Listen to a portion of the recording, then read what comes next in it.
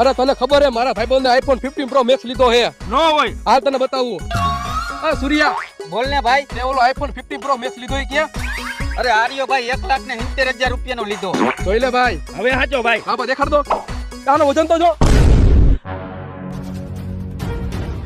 એલા બુદ્ધિ વગરનો મારો આટલો બધો મોંઘો ફોન પાડી દીધો. એલા શું થયું ભાઈ શેનો ડખો હાલે છે એલા ભાઈ આ નવો ફોન લીધો હે મને જોવા આપ્યો મારાથી નીચે પડી ગયો બહુ વજન વાળો હતો અને હવે ઉપડતો નથી આને ઉપાડવા વાળું જેસીબી મંગાવું જો હે.